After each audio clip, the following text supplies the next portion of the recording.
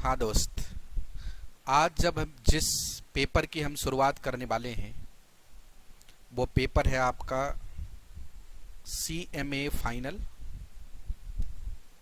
CMA final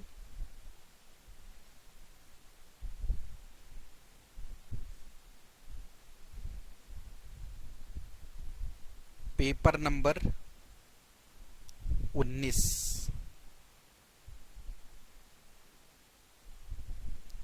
CMA final paper number 19,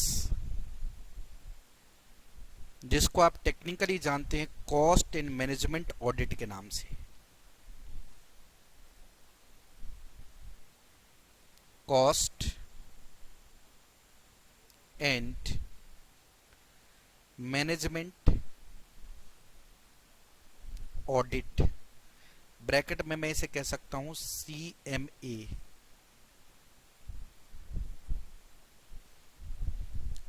इसमें कुछ myths हैं पहले, जिसको मैं क्लियर कर देता हूं कि आपको उन मिथ्स को पहले हटाना है दिमाग से। मिथ नंबर 1, मिथ नंबर 1 ये है कि ज्यादातर स्टूडेंट्स ये समझते हैं कि ये जो अपना पेपर है ये पेपर कॉस्ट अकाउंटिंग से रिलेटेड है। ये पहला मिथ है। ये पेपर कॉस्ट अकाउंटिंग से रिलेटेड नहीं है। इस पेपर का एक सेगमेंट है जो कंपनी कानून के अंदर रिपोर्टिंग रिक्वायरमेंट है कॉस्ट और रिकॉर्ड्स के, और जो कंप्लायंस इशू है कॉस्ट ऑडिट के, उसको कैसे कंडक्ट करेंगे वो है। और दूसरी बात है ये कि जो मैनेजमेंट के ऑडिट्स हैं उनको हम कैसे कर पाएंगे। मतलब इसका रिलेशन कॉस्ट अकाउंटिंग से नहीं है, इसका रिलेशन है जो सरकारी रिक्वायरमेंट है कॉस्ट रिकॉर्ड मेंटेन करने के लिए, वो मेंटेन करके रिपोर्ट कैसे करना है। जो सरकारी रिक्वायरमेंट है कॉस्ट ऑडिट कराने की, वो ऑडिट किस तरीके से करना है। और मैनेजमेंट जो टाइम टू टाइम डिमांड करती है, मैनेजमेंट ऑडिट परफॉर्मेंस अप्रेजल के लिए या अपने बिजनेस के स्वॉट analysis, strength, weaknesses, opportunity and threats, उसमें हम किस तरीके से मदद कर सकते हैं। तो ये हमारे पास में मेनली इस पेपर के अंदर कवरेज है। पेपर फाइनल लेवल का है, इसलिए जो आपको गाइडेंस इस पेपर में चाहिए वो एक्सपर्ट लेवल पे चाहिए। तो एक्सपर्ट लेवल पे ही गाइडेंस देने के लिए इस पर्टिकुलर पेपर में मैं आपके पास में आया हूं आज। पहले हम ये देख लेते हैं कि हम किस तरीके से अपने पढ़ाई को स्टार्ट करेंगे। तो ये है आपकी फाइनल बुक। ये वो बुक है जिसके थ्रू आपको अपनी पढ़ाई करनी है। ये बुक अपडेटेड है, सारे कॉस्ट अकाउंटिंग स्टैंडर्ड्स इसमें इंक्लूडेड हैं। स्टडी मटेरियल के बेसिस पे ये बुक बनाया गया है। इस बुक में आपके स्टडी मटेरियल में जितने भी पॉइंट्स हैं वो सारे पॉइंट सिंपलीफाई करके डायग्रामेटिक फॉर्म में मैंने बना के दिया है, क्योंकि जो आपके कॉस्ट एंड मैनेजमेंट ऑडिट हैं ये एक तरीके से लिटरेचर है, जिसको आप रफ भाषा में, देसी भाषा में थ्योरी कहते हैं। मैं कंपोजिशन एग्जामिनेशन कंपोजिशन पे अभी आ रहा हूं, जिसको हम रफ भाषा में कहते थ्योरी है। और थ्योरी बोरिंग तब हो जाती है जब वो स्टडी मटेरियल से पढ़ना पड़े, क्योंकि स्टडी मटेरियल में कंटेंट तो बहुत होते हैं, चाहे वो किसी भी इंस्टीट्यूट के स्टडी मटेरियल हों, CA इंस्टीट्यूट के हों, ICW इंस्टीट्यूट के हों, कंपनी सेक्रेटरी इंस्टीट्यूट के हों, या किसी फॉरेन इंस्टीट्यूट्स के हों, उनके कंटेंट में कभी दिक्कत नहीं होती, लेकिन उसका अरेंजमेंट और प्रेजेंटेशन कभी भी ऐसा नहीं होता कि स्टूडेंट उसको सिंपली हैंडल कर सके। तो उसके हिसाब से पूरे प्रेजेंटेशन के साथ, जो कानूनी प्रोविजन है उसके साथ, हेडिंग सब हेडिंग के साथ ये किताब मैंने बना दी है। तो ये आपके पास एक सिंगल सोर्स है जिसके अलावे आपको कुछ नहीं करना, ना आपको पास्ट एग्जाम करना है और ना ही आपको कोई और चीजें सोर्स करनी है। आप पूछेंगे क्यों पास्ट एग्जाम क्यों नहीं करना? क्योंकि पास्ट एग्जाम मैंने यहां डाल दिए हैं। जितने एग्जामिनेशन के क्वेश्चन आज तक आए हैं वो ईयर वाइज डले हुए हैं, इसलिए आपको अपने आप कुछ अदर्स चीजों को सोर्स करना ही नहीं है। हर चीज मैं खुद कराऊंगा यहां पे। तो ये क्लियरिटी आपको होनी चाहिए। अब मैं पहले ये जो कोर्स कंटेंट है इसका डिकम्पोजिशन करता हूं ताकि आपको ये पता लगे कि किन हमें पढ़ना सब है। 12 चैप्टर इस टोटल कंटेंट में है। 12 के 12 चैप्टर हमें पढ़ने, एक भी चैप्टर छोड़ना नहीं है। लेकिन पहले मैं आपको ये कोर्स कंटेंट का डिकम्पोजिशन करा दूं ताकि आपको ये पता लग जाए कि इस बुक में हमारे लिए कौन कौन से चैप्टर इंपॉर्टेंट हैं। तो एनालिसिस ऑफ कोर्स कंटेंट, ये पहला हमारा पॉइंट है, ये पहला चैप्टर है। इसलिए जो भी जानकारी एग्जाम से रिलेटेड, स्टडी से रिलेटेड है, वो सारी जानकारी पहले मैं शेयर करूंगा और तब मैं ये चैप्टर आपको शुरू कराऊंगा। तो हमारे पास जो है वो है number 1,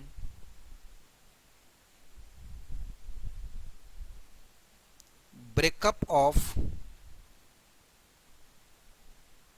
course content.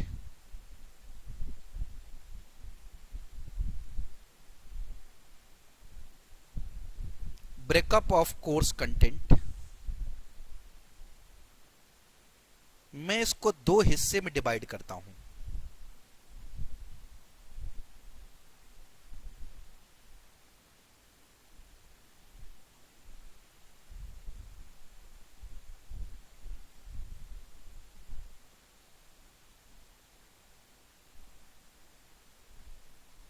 Pure theory, वो चैप्टर जिसमें सिर्फ थ्योरी है, यानी जिस चैप्टर में कोई प्रैक्टिकल पार्ट है ही नहीं। Theory and practical both.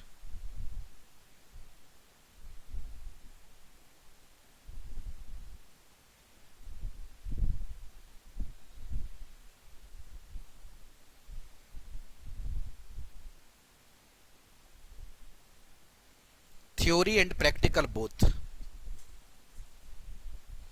जो प्योर थ्योरी के चैप्टर हैं उसके नाम यहां पे लिख लेते हैं, यानी नंबर लिख देते हैं। नाम लिखने में तो बेकार में समय खराब होगा। पढ़ेंगे हम बुक से, क्वेश्चन जो प्रैक्टिकल है वो सॉल्व करेंगे। क्वेश्चन बुक में है, सॉल्यूशन मैं कराऊंगा। रजिस्टर जरूर रखेंगे क्योंकि थ्योरी के भी पेपर में, जो थ्योरी का भी चैप्टर है उसमें भी इंपॉर्टेंट पॉइंट और समरी तो हमें बनाने एग्जाम के लिए, इसलिए आप रजिस्टर जरूर रखेंगे। जो हमारे पास में ऐसे चैप्टर हैं जिसका सिर्फ थ्योरी से रिलेशन है, वह है चैप्टर 1 जो आज हम पढ़ेंगे इसी के साथ। ये बेसिक्स बताता है, बैकग्राउंड बताता है कॉस्ट ऑडिट का। चैप्टर नंबर 2 प्योर थ्योरी का नहीं है क्योंकि चैप्टर नंबर 2 में 2 प्रैक्टिकल इश्यूज डले हुए हैं। एक का नाम है reconciliation of cost accounting and financial accounting और दूसरे का नाम है वैल्यू एडेड स्टेटमेंट्स। तो ये 2 प्रैक्टिकल पार्ट चैप्टर 2 में डले हुए हैं और इसके अलावे जो डिफरेंट टाइप के फॉर्म्स हमें पढ़ने हैं, CRA 1, CRA 2, CRA 3, और कॉस्ट ऑडिट की रिक्वायरमेंट कैसे कैसे है, वो सब चैप्टर 2 में है। तो चैप्टर 2 हमारे पास में प्रैक्टिकल पार्ट में चला जाएगा, प्रैक्टिकल पार्ट में। सॉरी, चैप्टर 2 गया प्रैक्टिकल में। चैप्टर 3 है cost audit documentation and audit process, यानी कॉस्ट ऑडिट करने के लिए किन किन डॉक्यूमेंट्स की जरूरत होगी, कैसे डॉक्यूमेंट्स और रिकॉर्ड मेंटेन करने हैं, और ऑडिट का बेसिक प्रोसेस क्या है। तो चैप्टर नंबर 3 प्योर थ्योरी है।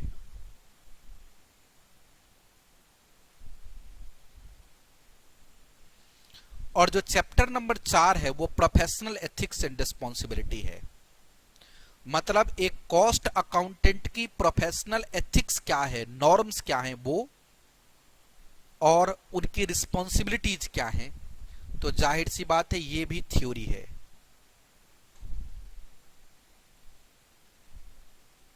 चैप्टर नंबर 4 भी थ्योरी है। उसके बाद है हमारे पास में कॉस्ट अकाउंटिंग स्टैंडर्ड, जो सबसे इंपॉर्टेंट चैप्टर है आपके लिए। यह है chapter number 5 cost accounting standard. सबसे ज्यादा समय हमें यहां पे लगने वाला है। नॉर्मली कॉस्ट अकाउंटिंग स्टैंडर्ड्स को ज्यादातर लोग ये कहते हैं कि ये थ्योरी है, एक बारी पढ़ लेना। ऐसा बिल्कुल नहीं है, क्योंकि एक आपके स्टडी मटेरियल ने बनाया चैप्टर 12 और उसका नाम रखा है परफॉर्मेंस एनालिसिस।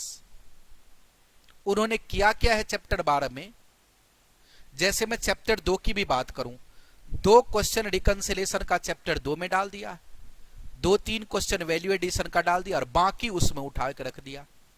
अब सवाल यह है कि एक ही चीज को 2-2 जगह पे डालने की क्या आवश्यकता थी।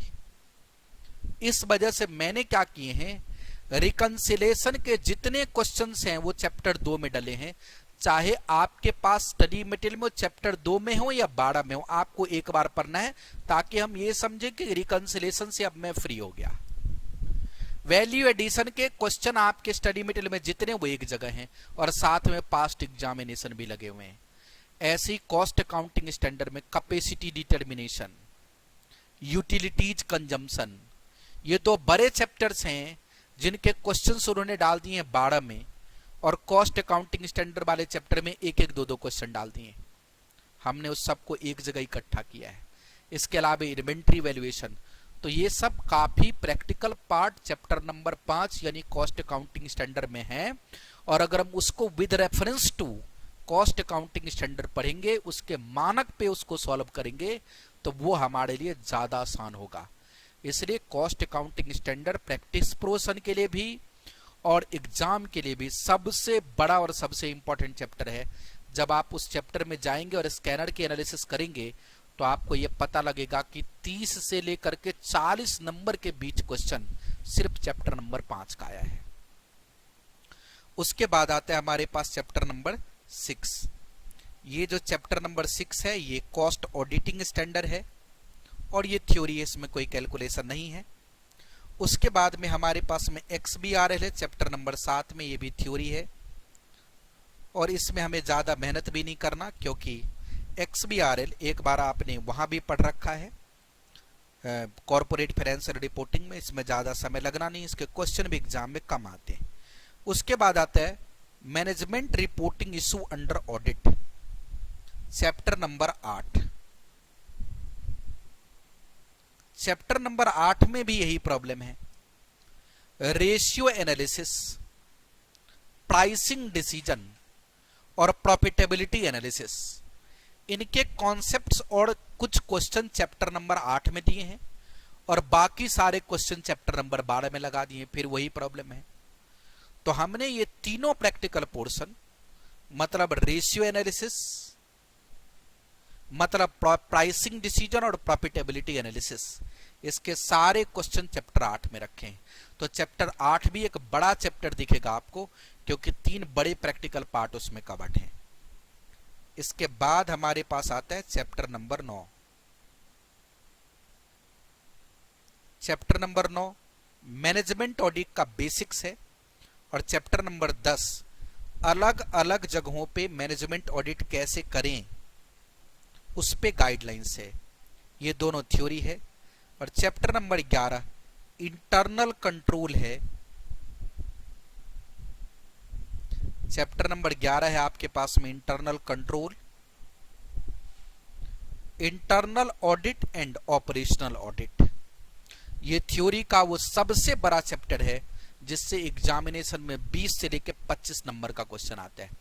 वैसे अगर आप इंस्टीट्यूट का डिवीजन देखें तो उन्होंने सीधा 25 नंबर लिख दिया है, लेकिन जब मैंने एग्जाम के स्कैनर को कंपाइल किया 2016 सिलेबस में तो 20 से लेकर के 25 नंबर का रेंज है। हाँ, 20 से कम भी कभी नहीं हुआ है और कई बार 25 से ऊपर भी चला गया। तो एवरेज मैं 25 कह सकता हूं, लेकिन कई बार 22 है, कई बार 24 है, कई बार 20 है, कई बार 25 है, कई बार 28 भी है। तो ये आपके पास में थ्योरी के चैप्टर हैं, मैंने इसका अलग से डिवीजन कर दिया। और लास्ट में एक बच जाएगा चैप्टर 12। वैसे स्टडी मटेरियल में देखेंगे तो चैप्टर 12 आपको बहुत बड़ा नजर आएगा, लेकिन अपनी किताब में देखेंगे तो आपको छोटा नजर आएगा। क्यों? क्योंकि चैप्टर 12 में जो अलग अलग जगहों के क्वेश्चंस थे मैंने काट काट के उस चैप्टर में डाल दिए हैं ताकि आपको पढ़ना आसान हो। तो अब आपको ये समझ आ गया कि हमारे पास ये सारे चैप्टर्स थ्योरी के हैं और ये चैप्टर प्रैक्टिकल के हैं।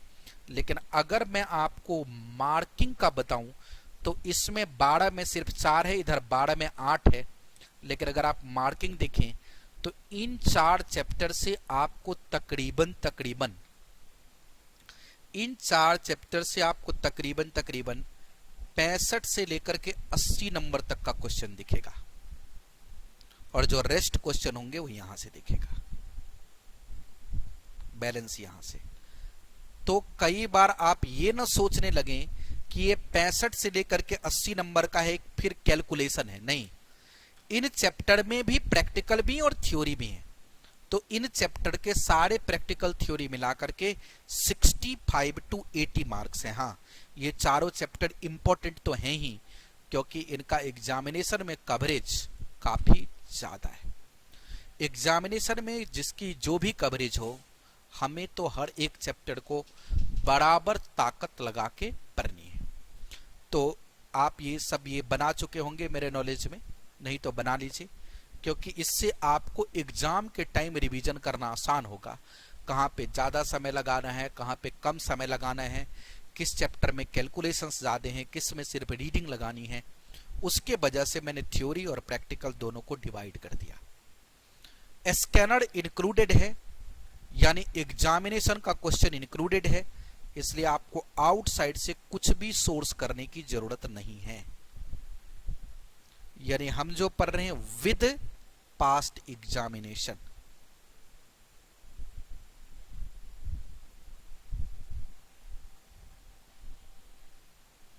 इसलिए कहीं और जाने की कोई आवश्यकता नहीं है।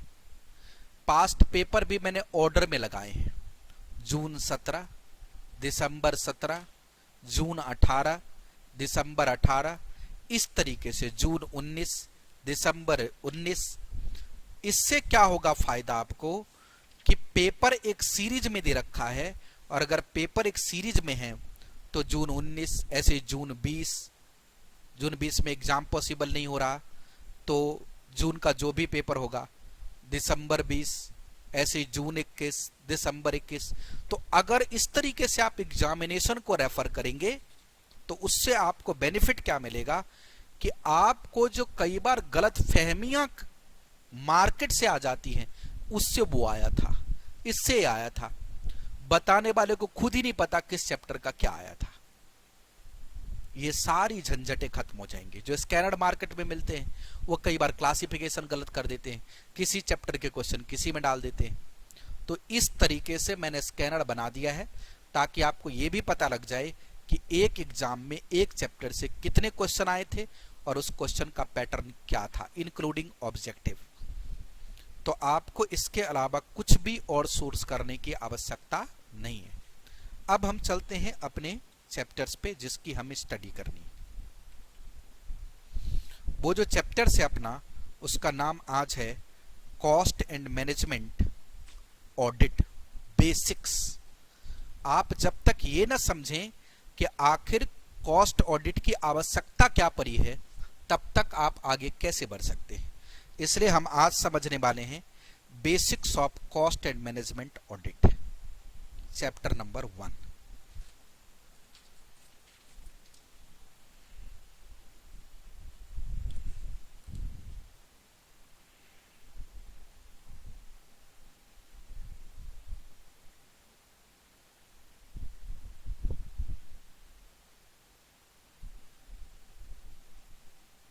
बेसिक्स ऑफ कॉस्ट एंड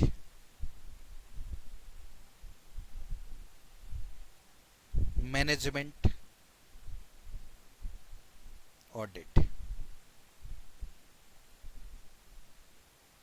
एक बात ध्यान रखना दोस्त, नोटबुक खुद से बनाना, जो मैं कह रहा हूं, जो मैं लिख रहा हूं। कई बार बच्चे फोटोकॉपी ले लेते हैं, कई बार मुझसे कहते रहते भेज देना जल्दी हो जाएगा। सक्सेस के कोई शॉर्टकट और सीक्रेट नहीं होते। सक्सेस का सिर्फ और सिर्फ एक ही मूल मंत्र होता है और वो है लेबर। मैं नोट्स के कॉपी से पढ़ने की लिमिटेशंस बता रहा हूं आपको। जब आप किसी चीज को खुद से लिखते हैं तो आप एक बार देखते हैं, फिर आप लिखते हैं, कहीं रुक जाते दोबारा देखते हैं। मतलब हम जब किसी चीज को लिख रहे होते हैं तो वो 4 बार रीडिंग लगाना और 1 बार लिखना दोनों बराबर होता है। इसलिए जो भी चीज मैं बताऊंगा और लिखाऊंगा उसको खुद से लिखना। ऐसा नहीं कि किसी ने लिखा है तो उससे कॉपी मंगवा लिया, कोई दोस्त लिखा है तुमने तो लिखा ही था ना, लाओ व्हाट्सएप कर दो, ये कर दो, वो कर दो। इससे आपका नुकसान होगा। इस चीज का हमेशा ध्यान रखिए। तो अब हमारे पास में basics of cost and management audit. क्या जरूरत पड़ी थी कॉस्ट एंड मैनेजमेंट ऑडिट का? मैं एक एग्जाम्पल लेता हूं आपको, वैसे बुक में भी दे रखा है बना करके, लेकिन समझाने के लिए एग्जाम्पल। एक एग्जाम्पल लेते हैं, एग्जाम्पल 1 और एग्जाम्पल 2। आप इन दोनों को समझने की कोशिश कीजिए। एक्चुअल कॉस्ट,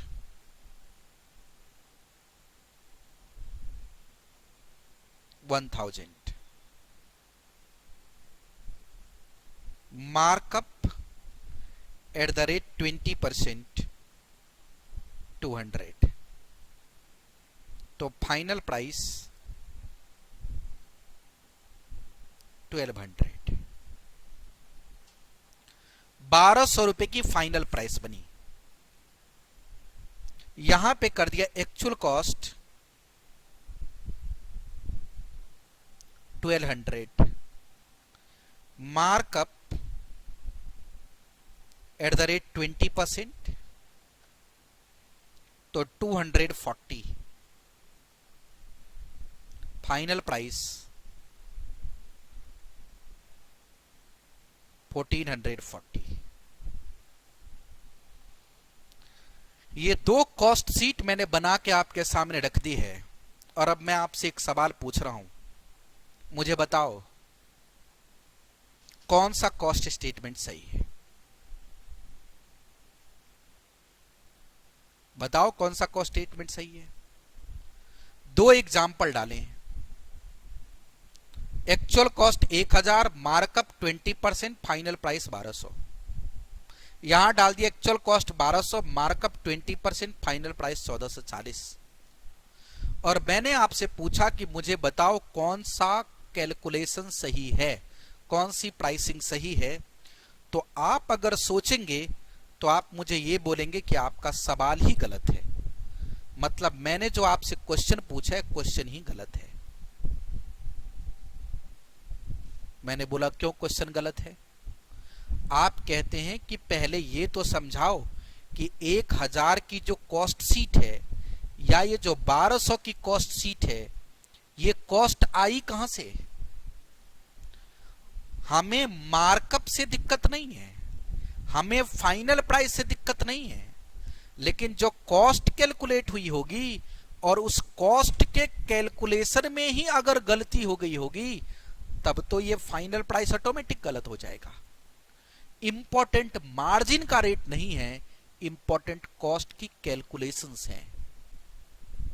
और यही कॉस्ट के रिकॉर्ड यानी कॉस्ट की जब कैलकुलेशन करते हैं, कॉस्ट शीट बनाते हैं, यहीं पे अगर माल प्रैक्टिसेज फॉलो कर ली कंपनी ने तो उसका ये इनिशियल कॉस्ट शीट गलत है, और अगर उसकी इनिशियल कॉस्ट शीट गलत है तो उसकी फाइनल प्राइस गलत होगी।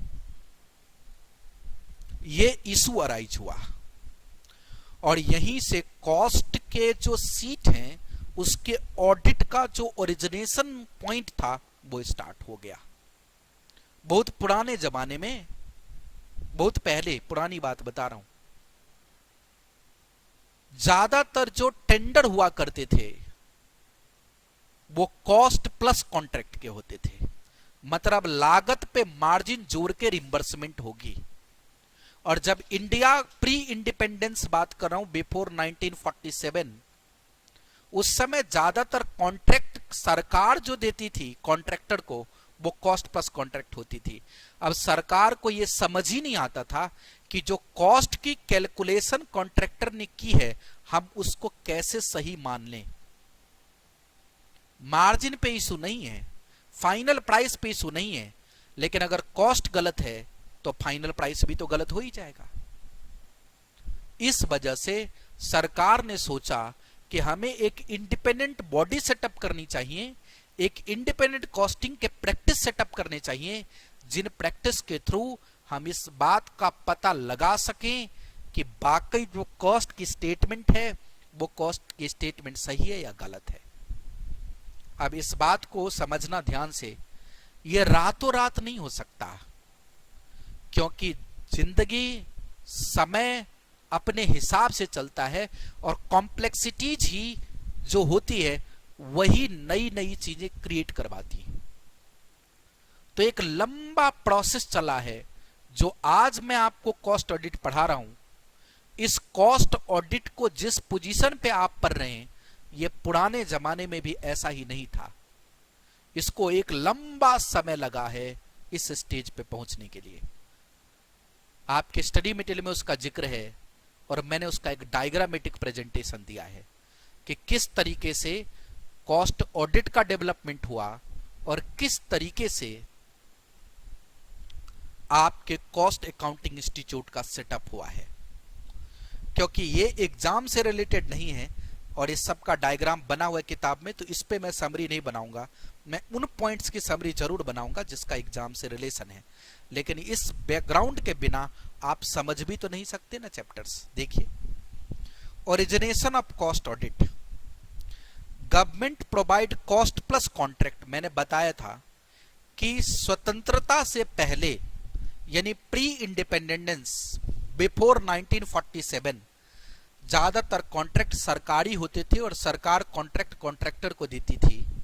Government provide cost plus contract pre independence for correctness of record, verification firm are appointed. पहले वेरिफिकेशन फर्म को अपॉइंट किया जाता था कि भैया चेक करके बताओ कि जो कॉस्ट के रिकॉर्ड हैं वो ठीक हैं या गलत हैं।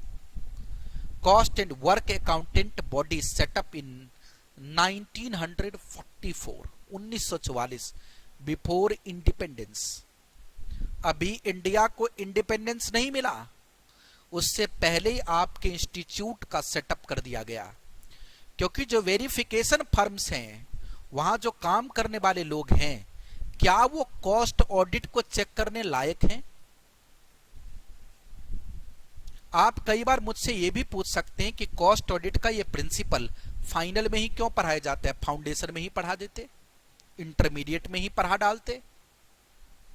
वो इसलिए नहीं क्योंकि वहां पे हमें खुद ही कॉस्ट के एनालिसिस, कॉस्ट का डेटा पता ही नहीं होता, कॉस्ट के किस तरीके से मूवमेंट है वही नहीं पता, तो उस पोजीशन पे पढ़ाने का लाभ क्या होगा। तो सरकार के पास प्रॉब्लम ये थी कि जिस भी कॉस्ट अकाउंटिंग फर्म को यानी वेरिफिकेशन फर्म को वो इन्वेस्टिगेशन के लिए अपॉइंट कर रही है, क्या उसके पास प्रोफिशिएंसी है, क्या वो कॉस्ट के बारे में जानता है और अगर वो नहीं जानता है तो इन्वेस्टिगेशन क्या करेगा। इसीलिए सरकार ने एक बॉडी सेटअप किया जो प्रोफिशिएंसी टेस्ट कर सके उन लोगों की जो कॉस्ट में अपने आप को मास्टर कहते हैं, और उनके ऊपर गाइडेंस भी और कंट्रोल भी रख सके।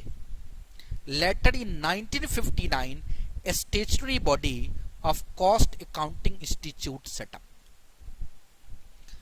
इनिशियल सेटअप 44 में हो गया था, लेकिन स्टैट्यूटरी बॉडी की तरह इसका सेटअप 1959 में हुआ। ये बेसिक्स बैकग्राउंड था कि आपके कॉस्ट ऑडिट का ओरिजिनेशन कैसे हुआ है। और अगर आप उसके आगे बढ़ेंगे तो ये देख पाएंगे origination of institute and cost audit. आपके जो इंस्टीट्यूट हैं उसमें कैसे कैसे बदलाव हुए हैं वो भी एक बार हमें जानना जरूरी होता है, क्योंकि अलग अलग चीजें मार्केट में होती। हमें खुद तो पता होना चाहिए कि जिस इंस्टीट्यूशंस को मैं रिप्रेजेंट कर रहा हूं, जिस इंस्टीट्यूशन को आप रिप्रेजेंट कर रहे हैं और करने वाले हैं, उसका इतिहास क्या था। ईयर 1944 मैंने आपको बताया आईसीडब्ल्यू इंस्टीट्यूट को सेटअप किया। 1959 में उसका कानूनी प्रावधान आ गया। 2012 में आईसीडब्ल्यूएआई नाम हट गया और अब इसका नाम आईसीएआई पर गया, institute of cost accountant of India. ICAI institute of charter accountant of India भी है और ICAI institute of cost accountant of India भी है। कंपनीज एक्ट 2013 जब बनी तो इसको एक लिमिटेड कंपनी की तरह कन्वर्ट कर दिया गया। मतलब आपके इंस्टीट्यूट का जो अभी प्राइमरी सेटअप है वो एक लिमिटेड कंपनी की तरह है।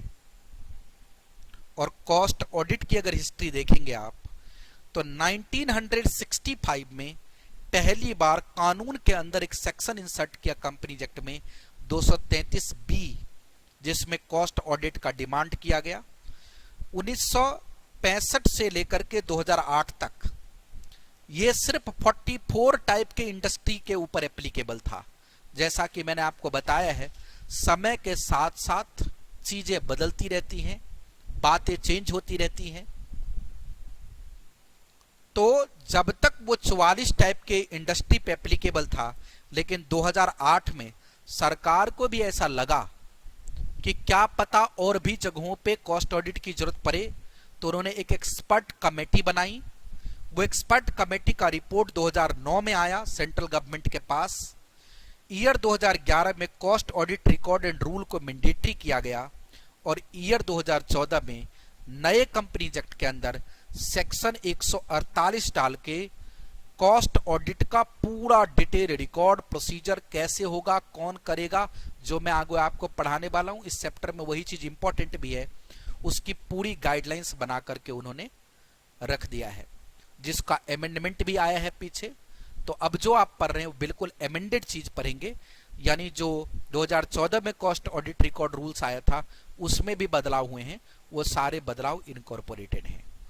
तो इस डायग्राम और इस प्रेजेंटेशन से आपको ये जरूर समझ आ गया होगा कि कॉस्ट ऑडिट की हिस्ट्री क्या है और कॉस्ट अकाउंटिंग इंस्टीट्यूट की हिस्ट्री क्या है। ये फिलहाल बेसिक चीजें थी जिसको जानना हमारे लिए बेहद जरूरी था। और अब मैं आपको बाकी बातें नोट भी कराऊंगा और बताऊंगा भी।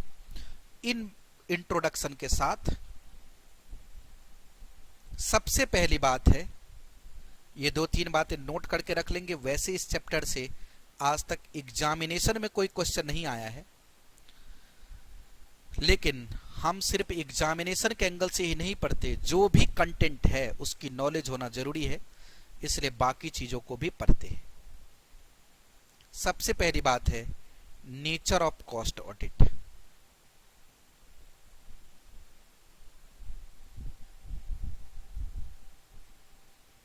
कॉस्ट ऑडिट का नेचर क्या है, आखिर हम क्या सीखने वाले हैं इसमें। यह एक बहुत सिंपल डायग्राम के फॉर्म में, स्टेप्स के फॉर्म में है। अगर मैं इसकी समरी बनाऊं, कॉस्ट ऑडिट रिकॉर्ड मेंटेन करना, यानी कॉस्ट रिकॉर्ड मेंटेन करना, यह मैनेजमेंट की जिम्मेदारी है। तो मैनेजमेंट सेल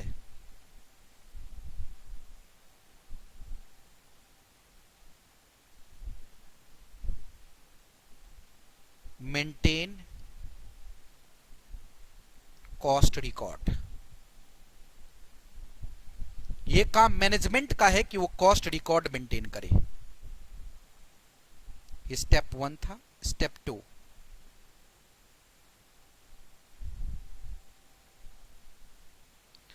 कॉस्ट ऑडिटर की जिम्मेदारी है कि वो कॉस्ट रिकॉर्ड को वेरीफाई करे।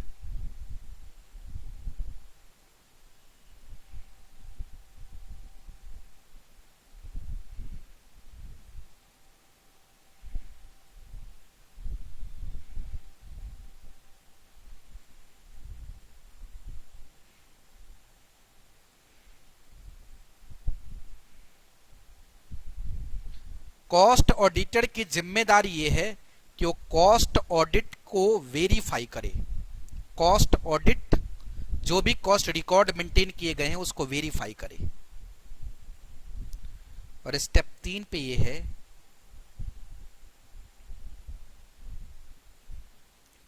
वेरिफिकेशन आप कैसे करेंगे।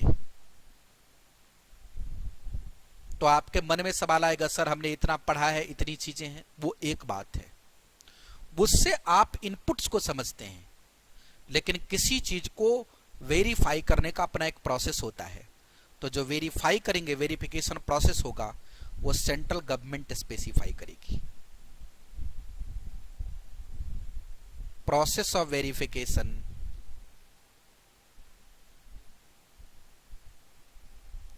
shall be specified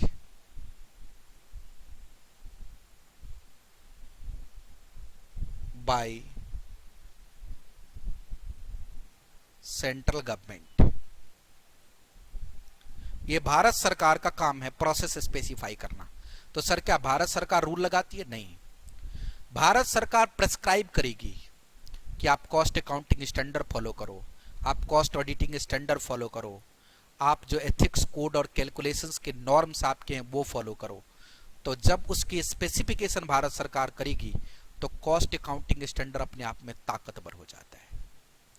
तो इस तरीके से कॉस्ट ऑडिट जो है हमारे पास, उसका बेसिक नेचर है मैनेजमेंट रिकॉर्ड मेंटेन करे, ऑडिटर वेरीफाई करे, लेकिन उसी तरीके से वेरीफाई करे जैसे भारत की सरकार कहती है।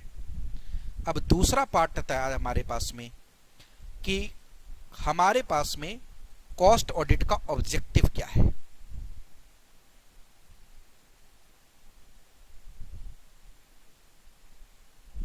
ऑब्जेक्टिव ऑफ कॉस्ट ऑडिट,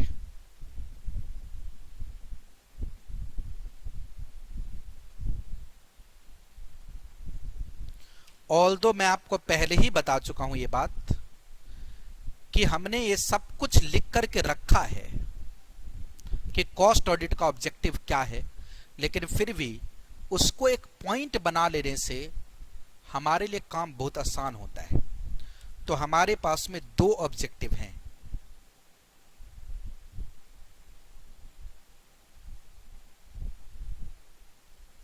एक ऑब्जेक्टिव है इसका जनरल ऑब्जेक्टिव,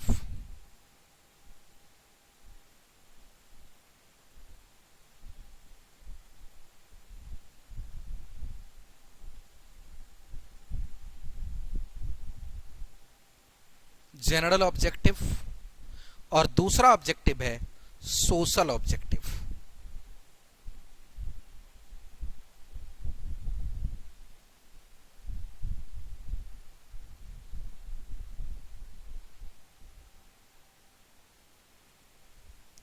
जनरल ऑब्जेक्टिव और सोशल ऑब्जेक्टिव। अब ये पॉइंट वाइज होते हैं, कौन कौन से ऑब्जेक्टिव हैं उसके नाम होते हैं, लिखे होते हैं। तो इसको मैं दोबारा लिख करके आपका समय नहीं खराब करूंगा, मैं इसे बुक से समझाऊंगा, लेकिन ये नोट में इसलिए बना रहा हूं क्योंकि यहां रेफर करेंगे कि कौन से पॉइंट्स आपको रेफर करने हैं किस पेज पे, ताकि रिवीजन के टाइम आपके लिए काम बिल्कुल आसान हो जाए। तो देखिएगा, ये यहां पे इसका टाइटल थोड़ा गलत लग गया, सेक्शन 148 पिछले ही पेज पे एक्सप्लेन्ड है। General objective, verification of cost accounts with A view to ascertain that these have been properly maintained and complied according to cost accounting system followed by entity। Cost audit का ये objective है कि जो cost record management ने बनाया है वो उसी तरीके से बनाया है जिस तरीके से सिस्टम है, मतलब अपनी मर्जी से कुछ भी नहीं कर लिया, स्पेकुलेशन नहीं होनी चाहिए। Ensuring that prescribed procedure of cost accounting records rule are duly adhered to। आप जब भी रिकॉर्ड, जैसे एक सिंपल एग्जांपल ले लो, जैसे आप किसी कंपनी में जाते हैं और उसे कहते हैं जीएसटी इनवॉइस चाहिए, कुछ भी परचेज करना है आपको किसी रिटेल पे, तो आप जब परचेज करते जीएसटी इनवॉइस जब आप लेते हैं उसमें देखते हैं सबके फॉर्मेट रिकॉर्ड्स बने होते हैं, उसी फॉर्म कंटेंट में आपको वो इनवॉइस बना के देंगे। उसमें इस तरीके से काम किया जाता है ताकि कोई माल प्रैक्टिसेज फॉलो ना कर ले, कोई उसमें धांधली करने की कोशिश ना करे। तो कॉस्ट ऑडिट का ये ऑब्जेक्टिव है, ये चेक करना कि आपने वैसे ही किए हैं जैसे रूल प्रेस्क्राइब्ड है। अगर उसमें कोई दिक्कत है तो उससे एरर और फ्रॉड को डिटेक्ट करना। Verification of cost of each cost unit and cost centre to ensure that these have been properly ascertained. हर कॉस्ट सेंटर और हर कॉस्ट यूनिट को आप चेक करेंगे। आगे आने वाले चैप्टर्स में आप ये समझ पाएंगे कि कॉस्ट सेंटर क्या है और कॉस्ट यूनिट क्या है। ये कॉस्ट अकाउंटिंग स्टैंडर्ड के पहले ही लेक्चर में आ जाएगा। Determination of valuation of inventory, हमारे पास एक पूरा केस ही है इन्वेंट्री वैल्यूएशन पे, तो इन सब चीजों के बारे में सिर्फ लाइन पढ़ते जाते क्योंकि सबका आगे एक्सप्लेनेशन है। Facilitating fixation of price of goods and services, goods और सर्विसेज के प्राइस की फिक्सेशन कैसे होगी। Periodical reconciliation between cost account and financial account, chapter number 2 में हम रिकंसिलेशन आपको बना के ही दिखाएंगे, यहां सिर्फ पॉइंट पढ़ लीजिए। ensuring optimum utilization of human, physical, financial resource of the enterprise, detection and correction of abnormal loss, material and time, ये सब हमें पढ़ना है। एबनॉर्मल लॉस की कैलकुलेशंस वगैरह कैसे होती हैं ये भी कॉस्ट अकाउंटिंग स्टैंडर्ड में है। Inclusion of cost consciousness, advising management on the basis of inter firm comparison of cost record as regard the area which performance call for improvement. मतलब ये हुआ कि हम दूसरे एंटिटी से भी कंपैरिजन सीट बना के दिखाते हैं मैनेजमेंट को, ताकि उनको खुद भी पता लग जाए कि हम कहाँ पे बढ़िया कर रहे हैं और कहाँ पे हमें और इम्प्रूव करने की आवश्यकता है। Promoting corporate governance through various operational disclosure to the director, और कॉर्पोरेट गवर्नेंस के जो नॉर्म्स हैं वो भी डिस्क्लोजर दे करके एक एक चीज आपको सही से बना के रखना है, ताकि सरकार को भी किसी भी चीज में ये ना लगे कि गलत है। इस एक सिस्टम में सबको जाकर के कॉस्ट ऑडिट के अंदर हम चेक करेंगे और लास्ट में रिपोर्ट करके वेरीफाई कर देंगे, बता देंगे भारत सरकार को कि क्या सही और क्या गलत था। Social objective, to see whether the pricing and product are justified as per product and quality are concerned. आप ये जानते हैं कई ऐसी चीजें बाजार में बिकती हैं, जब उसका प्राइस कस्टमर पे करता है तो कहता है तुम्हारी मर्जी है, जो लेना है ले लो, हमें सही तो लग नहीं रहा लेकिन हमारी मजबूरी, हमारे पास कोई रास्ते नहीं।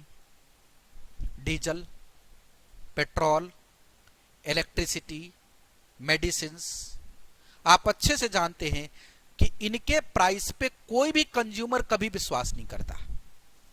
उनको लगता है कि इसमें धांधली हुई है, इसकी कैलकुलेशन सही नहीं है।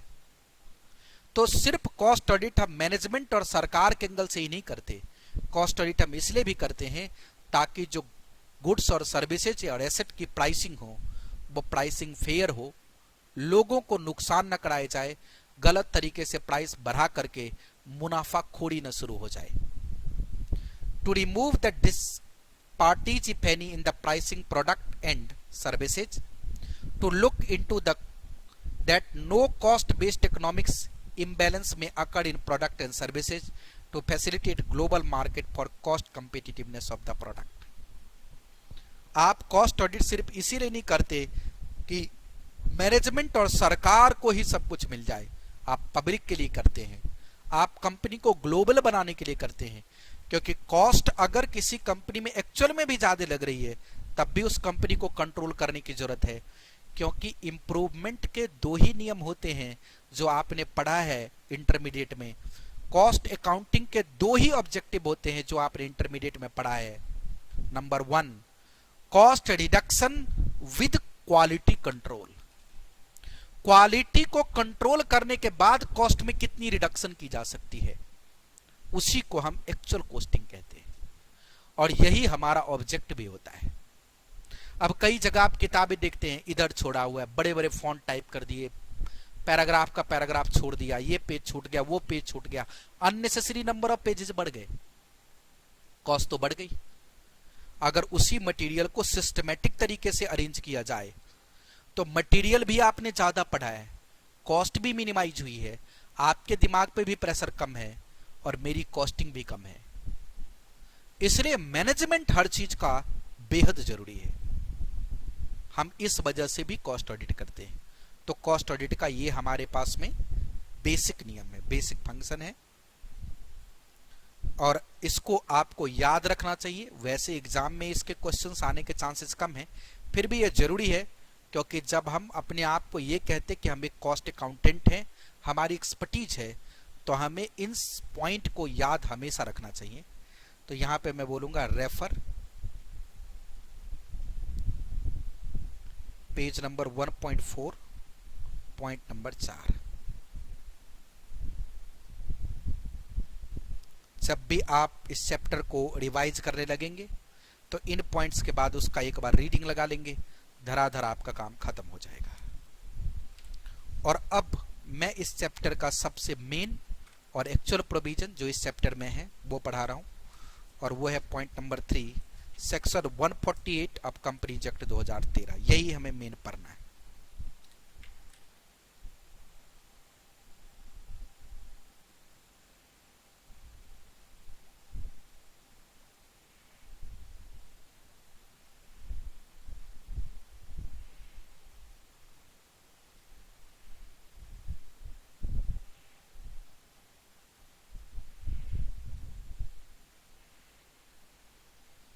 Section 148 of companies act 2013।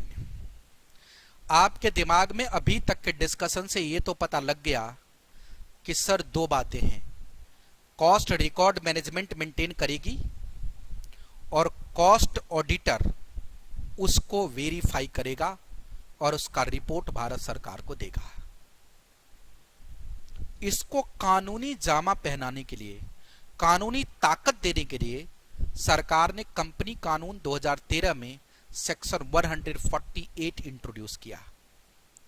Sir 148 introduce करने की क्या जरूरत है, आपने बता ही दिया, मैनेजमेंट का काम है रिकॉर्ड मेंटेन करो, कॉस्ट ऑडिटर का काम है उसको वेरीफाई कर लो, और जो सरकार रूल प्रेस्क्राइब करेगी उसमें रिपोर्ट कर दो। अब देखिए इसमें क्यों जरूरत पड़ी इसकी। नंबर 1, मैनेजमेंट की जिम्मेदारी है रिकॉर्ड मेंटेन करो, तो पहला सवाल आएगा मैनेजमेंट कौन कौन सा रिकॉर्ड मेंटेन करे। नहीं तो रिलायंस के मैनेजमेंट ने कोई और रिपोर्ट मेंटेन कर लिया, दूसरी कंपनी ने कोई और कर लिया, तीसरी ने कोई और कर लिया, चौथी ने कोई और कर लिया। तो कॉस्ट रिकॉर्ड में क्या क्या मेंटेन करना है, पहली बात। अब दूसरा है कॉस्ट ऑडिटर उसको वेरीफाई करेगा। तो कॉस्ट ऑडिटर कौन होगा भैया, इंजीनियर होगा, डॉक्टर होगा, नेता लोग होंगे, चार्टर अकाउंटेंट होगा, कंपनी सेक्रेटरी होगी, या कॉस्ट अकाउंटेंट होगा। कौन होगा कॉस्ट ऑडिटर, ये तो सरकार ही बताएगी ना कॉस्ट ऑडिटर कौन होगा। इंजीनियर भी कॉस्ट का कैलकुलेशन वाला काम करता है, चार्टर अकाउंटेंट भी करता है, कॉस्ट अकाउंटेंट भी करता है। तो कौन बनेगा कॉस्ट ऑडिटर, दूसरा सवाल। तीसरा सवाल, ऑडिट का स्टेटस क्या होगा। चौथा सवाल होगा जो ऑडिटर बनेगा उसकी क्वालिटी क्या होगी, उसमें क्या क्या फीचर्स होने चाहिए। सिंपली कोई कॉस्ट अकाउंटिंग का फाइनल एग्जाम क्वालिफाई कर दिया, क्या उसको कॉस्ट ऑडिटर बनाऊं। तो कॉस्ट ऑडिटर की क्वालिटी क्या होगी, कितने समय में करना पड़ेगा, टाइम लिमिट क्या होगा। उसके अलावे कोई अगर इंफॉर्मेशन जरूरत पड़ेगी तो वो कैसे लेंगे, और अगर आपने कानून को फॉलो नहीं किया तो आपके ऊपर पेनल्टी कैसे लगेगी, कितनी लगेगी।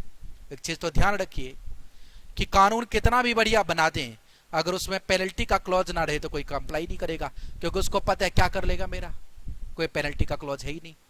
इसलिए हर कानून को ताकत देने के लिए पेनल्टी के क्लॉज होते हैं। यही आपको मेनली पढ़ना है। तो सबसे पहले सवाल यह आया कि क्या सरकार को ऐसे अधिकार हैं इस तरीके का काम करने के लिए। तो सबसे पहला मैंने यहां पे टाइटल दिया, overriding power with central government. Bharat सरकार के पास कौन से ओवरराइडिंग पावर हैं। The central government may, by order, in respect of such class of company engaged in production of goods, underline कीजिए, production of goods, such goods, अगले chapter में पढ़ेंगे such goods, कौन कौन से goods, providing such services as may be prescribed, direct that particular relating to utilization of material, labor, other item of cost as may be prescribed shall be included in the books of account kept by the class of companies, provided that central government shall, before issuing such order in respect of any class of company regulated under special act, consult the regulatory body constituted or established under such a special act। जो companies act में registered है उनकी तो कोई दिक्कत ही नहीं है, company कानून से गाइड हो जाएंगे। लेकिन जो किसी और कानून में है, इलेक्ट्रिसिटी कानून में, बैंकिंग कानून में, इंश्योरेंस कानून में, उनके कानून कंपनीज एक्ट वहां अप्लाई नहीं होता, तो वहां भी कॉस्ट रिकॉर्ड सरकार मैंडेट कर सकती है, लेकिन उसके लिए जो उसका कॉन्स्टिट्यूशन कमेटी है उसके थ्रू वो वहां पे रेगुलेट कराएगी। ये अधिकार भारत सरकार ने अपने पास लिया। ऑडिट कैसे कराएगी। If the central government is of the opinion, सरकार को अगर ऐसा लगता है that it is necessary to do so, it may by order direct that audit of cost record of class company which are covered under subsection 1 above and at which the net worth of such amount as may be prescribed or a turnover of such amount as may be prescribed shall be conducted in the manner specified in the order। अगले chapter में आप ये पढ़ पाएंगे कि किन किन कंपनियों के ऊपर कॉस्ट ऑडिट मैंडेटरी करा दिया गया है। जिन जिन कंपनीज के ऊपर कॉस्ट ऑडिट मैंडेटरी कराया गया है उनके नेटवर्थ क्राइटेरिया और टर्नओवर क्राइटेरिया के बारे में हम अगले चैप्टर में, चैप्टर नंबर 2 में डिटेल एनालिसिस करने वाले हैं। तो सरकार को अगर ऐसा लगता है कि किसी कंपनी को या किसी क्लास ऑफ कंपनीज पे उनको कॉस्ट रिकॉर्ड का इन्वेस्टिगेशन चाहिए तो ऑर्डर में उसका मैनर प्रेस्क्राइब करके उसकी ऑडिटिंग वो करा सकते हैं। और वही उन्होंने कॉस्ट ऑडिट रिकॉर्ड रूल 2014 और जो उसके बाद एमेंड हुआ उसमें करवाया है, जिसको मैं अगले चैप्टर में पढ़ाने वाला हूं। कॉस्ट ऑडिटर कौन होगा। द ऑडिट अंडर सबसेक्शन 2, यानी जो ऑडिट करने जाएगा, above shall be conducted by cost accountant in practice. वो कॉस्ट अकाउंटेंट जो प्रैक्टिस में हो, सिर्फ डिग्री होल्डर नहीं, degree plus certificate of practice, who shall be appointed by the board on such remuneration as may be determined by the manner in which manner it may be prescribed, provided that no person appointed under section 139 as an auditor of the company shall be appointed for conducting the audit of cost record। अगर कोई company का auditor पहले appoint हो चुका है तो cost auditor appoint नहीं हो सकता। रीजन ये है कि एक ही अगर बंदा दो काम करेगा तो उस काम में ट्रांसपेरेंसी नहीं होगी, ऐसा सरकार का मानना है। और कंपनी का जो ऑडिटर होता है, मेन ऑडिटर, वो चार्टर अकाउंटेंट होता है, स्टेचुटरी ऑडिटर आप वो भी जानते हैं। Provided further that conducting the cost audit shall comply with cost auditing standards. Cost auditing standard mean standard prescribed by CMA institute with permission of central government. यानी जब आप कॉस्ट ऑडिट करने जाएंगे तो आप जो फॉलो करेंगे नियम वो कॉस्ट ऑडिटिंग स्टैंडर्ड्स है, चैप्टर नंबर 6 में है, जो आपको पढ़ाएंगे क्या क्या है। Status of an audit, an audit conducted under section shall be in addition to the audit prescribed under section 143। मतलब किसी और सेक्शन में जो ऑडिट आपको करना है उसके अलावे ये ऑडिट है, मतलब ये ऑडिट एडिशनल है, कहीं और ऑडिट करा रहे हैं इसका ये मतलब नहीं कि यहां ऑडिट नहीं होगा। quality of auditor.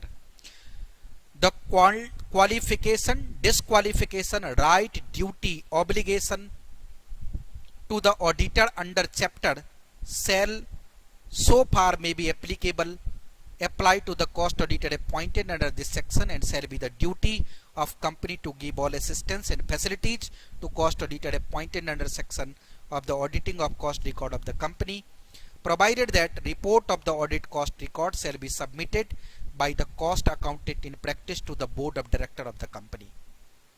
उसके क्वालिफिकेशन और डिस्क्वालिफिकेशन क्या हो सकते हैं ये चैप्टर नंबर 4 में आप पढ़ेंगे ही, तो उसमें कोई खास ऐसी बात नहीं है. Time limit, a company shall within 30 days.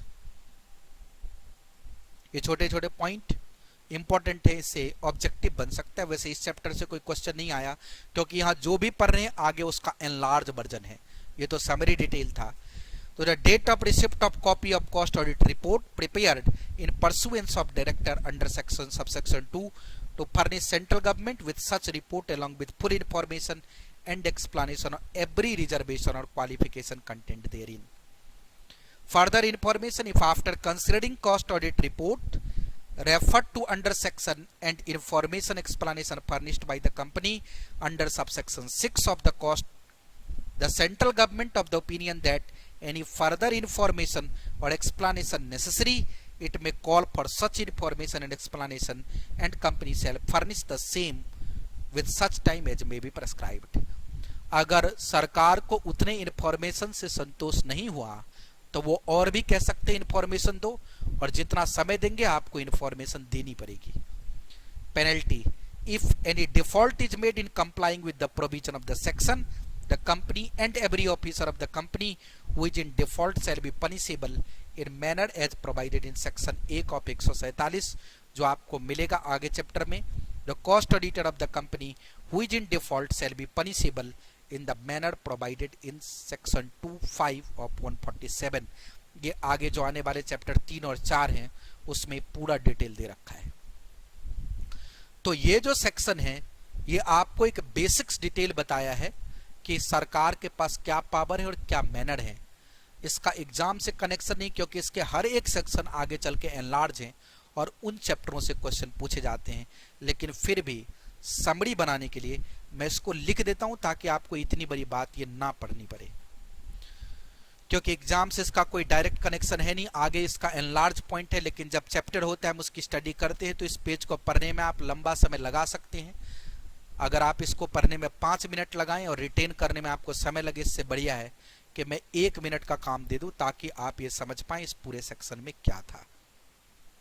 A,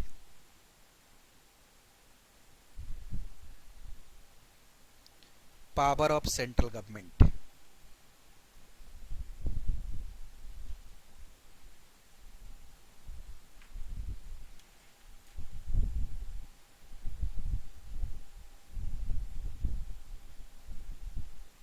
Any such class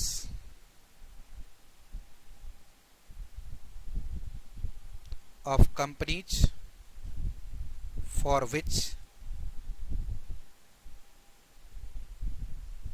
central government is of opinion that cost audit is mandatory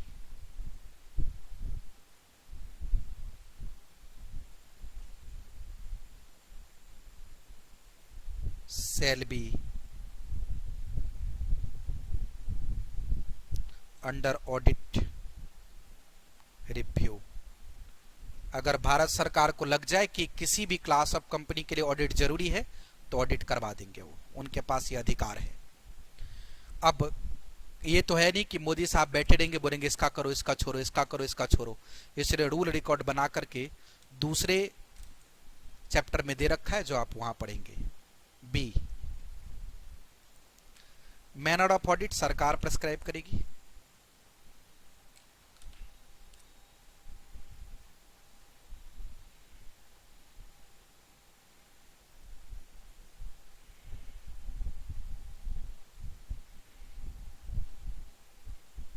prescribed by government.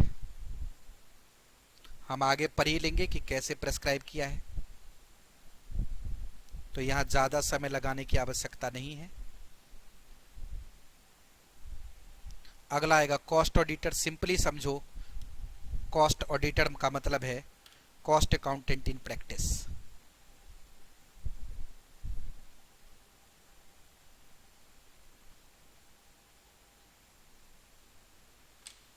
बाकी डिटेल आगे करेंगे। Cost accountant in practice.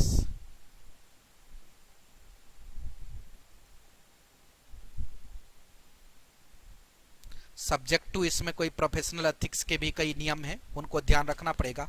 उसके लिए हमारे पास अलग चैप्टर है, तो यहां उस पर ज्यादा डिस्कशन की आवश्यकता नहीं है।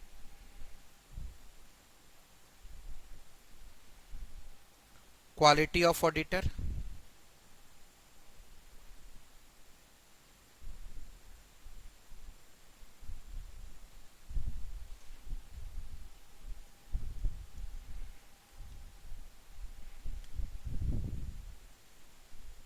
Prescribed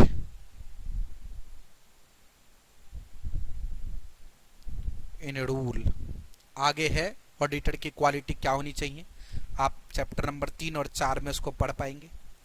time limit,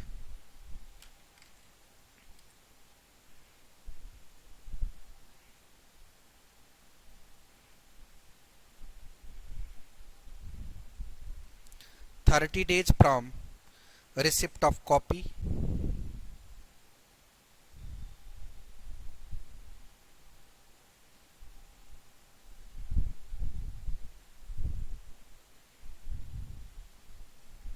thirty days from receipt of copy of cost audit report.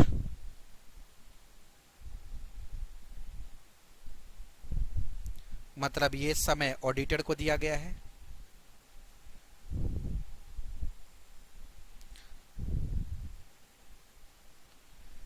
Any information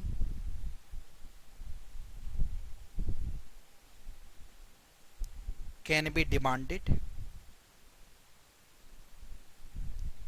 कोई भी इंफॉर्मेशन डिमांड की जा सकती है, वो आपको देनी पड़ेगी। और पेनल्टी,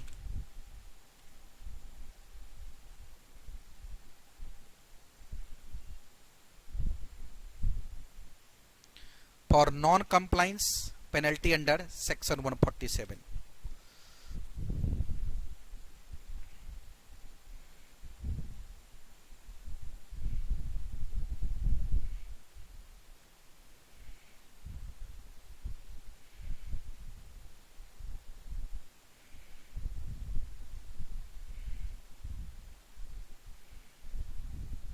नॉन कंप्लायंस के लिए सेक्शन 147 के अंदर पेनल्टी है। पेनल्टी का अमाउंट क्या है और कैसे कैसे है, वो सब आपको वहां पढ़ना है आगे और टॉपिक में, इसलिए उसके ऊपर ज्यादा डिटेल की बात नहीं है। अब एक और पॉइंट जो इसमें ऐड किया हुआ है, कॉस्ट अकाउंटिंग स्टैंडर्ड। वैसे इसमें ऐड किया तो मैंने भी ऐड जरूर कर दिया, लेकिन मैं यहाँ पे उसके बारे में आपको समझाने वाला नहीं हूँ कि कॉस्ट अकाउंटिंग स्टैंडर्ड क्या है, क्योंकि उसके लिए हमारे पास पूरा चैप्टर बना हुआ है। फिर भी एक बार आप समझ लीजिए, लिखा हमने आगे है कॉस्ट अकाउंटिंग स्टैंडर्ड के बारे में सब कुछ। कॉस्ट अकाउंटिंग स्टैंडर्ड क्या है? कॉस्ट अकाउंटिंग स्टैंडर्ड इसलिए डिजाइन किया गया है ताकि हर फर्म और हर कंपनी एक तरीके का कॉस्ट रिकॉर्ड मेंटेन करे, क्योंकि स्टैंडर्ड होगा तो सबको वही फॉलो करना पड़ेगा, और एक ही तरीके का अगर रिकॉर्ड होगा तो ये पता लगाना भी आसान हो जाएगा कि किसने गलती की है। क्योंकि जब कोई स्टैंडर्ड ही नहीं रहेगा तो आप किसको कह सकते हो कि तुम गलत हो या तुम सही हो। और कॉस्ट अकाउंटिंग स्टैंडर्ड जो आपको अलग अलग फीचर्स देगा, वो क्या क्या फीचर्स है? इंडस्ट्री को एक स्ट्रक्चर्ड अप्रोच देगा, एक गाइडेंस देगा। जो प्रिपेयरर है उसको बनाने में आसानी होगी, और जो यूजर है उसको समझने में आसानी होगी। जो सरकार है उसको कंप्लायंस चेक करने में आसानी होगी, और ये इंटीग्रेट करेगा, हार्मोनाइज करेगा, स्टैंडर्डाइज करेगा कॉस्ट अकाउंटिंग के प्रिंसिपल को और प्रैक्टिसेस को।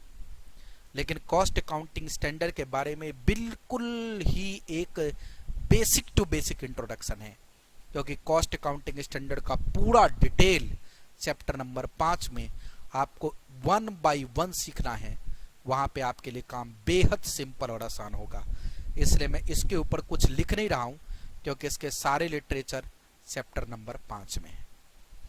अगर मैं इस चैप्टर की बात करूं तो इसका एग्जामिनेशन से कोई कनेक्शन नहीं है, लेकिन बिना इस चैप्टर को पढ़े हुए आगे बढ़ना भी मुश्किल था, क्योंकि यहाँ पे आपने जो बातें सीखी हैं मैं उसको समराइज करूं। आपने ये जाना है कि आपके इंस्टीट्यूट की हिस्ट्री क्या रही है, आपने ये जाना है कि कॉस्ट ऑडिट का डेवलपमेंट कैसे कैसे हुआ है, आपने ये जाना है कि मैनेजमेंट की जिम्मेदारी रिकॉर्ड मेंटेन करने की है, ऑडिटर की जिम्मेदारी वेरीफाई करने की है और भारत सरकार को रिपोर्ट करने की है। अब भारत सरकार की जिम्मेदारी ये है कि वो कॉस्ट ऑडिटर का फंक्शन किसको दे, तो उसने कह दिया cost accountant in practice. Form और मैनर प्रेस्क्राइब्ड कैसे हो, तो उन्होंने कहा रूल बना करके बताएंगे, जो चैप्टर नंबर 2 में है। उसके बाद में इंफॉर्मेशन क्या क्या डिमांड करेंगे वो उसमें रहेगा, नहीं तो आगे और चैप्टर में बताया गया है। कॉस्ट ऑडिटिंग स्टैंडर्ड्स बना करके उसके ऊपर एक इम्पोजिशन की गई है ताकि वो ठीक से काम करे। कॉस्ट अकाउंटिंग स्टैंडर्ड बना के ऑडिटर को दिया गया है ताकि वो उनकी कंप्लायंस चेक करे और बताए भारत सरकार को कि कंपनियां cost accounting standard auditing standard follow कर रही है या नहीं कर रही है, और अगर कोई कंपनी इसको डिनाई करती है तो सरकार उसके ऊपर पेनल्टी इंपोज कर देगी। ये कहने के लिए बहुत बेसिक्स था, लेकिन इस चैप्टर का हर एक सेंटेंस, इस चैप्टर की हर एक बात आगे के आने वाले 11 चैप्टर में आपको 1 बाय 1 डिटेल्ड में मिलेगा। डिटेल्ड एनालिसिस करेंगे, जैसे चैप्टर नंबर 2 में हम एनालिसिस करेंगे कि कॉस्ट रिकॉर्ड किन किन कंपनीज को मेंटेन करना है। हम उसी चैप्टर में ये भी पढ़ेंगे कि कॉस्ट रिकॉर्ड के साथ साथ ऑडिट किन किन कंपनीज को करवाना है। हम वहां ये भी पढ़ेंगे कि कौन कौन से फॉर्म और कंटेंट हैं, उसके स्ट्रक्चर क्या हैं, उसमें कैसे रिपोर्टिंग होती है। हम चैप्टर नंबर 3 में पढ़ेंगे कि ऑडिट का डॉक्यूमेंटेशन कैसे मेंटेन किया जाएगा रिकॉर्ड। चैप्टर नंबर 4 में पढ़ेंगे ऑडिटर की क्वालिटी, प्रोफेशनल एथिक्स, बिहेवियर ये क्या है। चैप्टर नंबर 5 में पढ़ेंगे कॉस्ट अकाउंटिंग स्टैंडर्ड क्या क्या कहता है, 24 cost accounting standards. Chapter number 6 में पढ़ेंगे कॉस्ट ऑडिटिंग स्टैंडर्ड्स क्या कहता है। चैप्टर नंबर 7 में सीखेंगे जब हम रिपोर्ट देते हैं भारत सरकार को तो XBRL फॉर्मेट में देते, एक्सटेंडेड डेटा में, वो कैसे देंगे। चैप्टर नंबर 8 में आप पढ़ेंगे कि जो रिपोर्टिंग होती है उसमें रेशियो, प्राइसिंग डिसीजन और प्रॉफिटेबिलिटी का क्या हिसाब है। चैप्टर नंबर 9 और 10 में आप मैनेजमेंट ऑडिट में कैसे कैसे असिस्टेंस दे सकते हैं, मैनेजमेंट ऑडिट में आपका क्या स्कोप है और मैनेजमेंट ऑडिट कैसे कंडक्ट किया जाता है। चैप्टर नंबर 11 में आप पढ़ेंगे इंटरनल कंट्रोल कंपनीज को कैसे फॉलो करना है, इंटरनल ऑडिट कैसे होगी और ऑपरेशनल ऑडिट कैसे होंगे। और चैप्टर नंबर 12 में आप पढ़ेंगे कि कुछ वेस्ट मल्टीप्लायर, एबनॉर्मल लॉकआउट्स वगैरह हो जाए तो उसका क्या इम्पैक्ट कॉस्टिंग सिस्टम, रिकॉर्ड और ऑडिट पे पड़ेगा। तो जो भी बातें मैंने इस आपको चैप्टर में बताए हैं ये बहुत बेसिक्स हैं, लेकिन ये आने वाले 11 चैप्टर के बेस हैं। इसी के साथ इस चैप्टर को यहाँ पे ख़त्म करते हैं। बहुत बहुत धन्यवाद।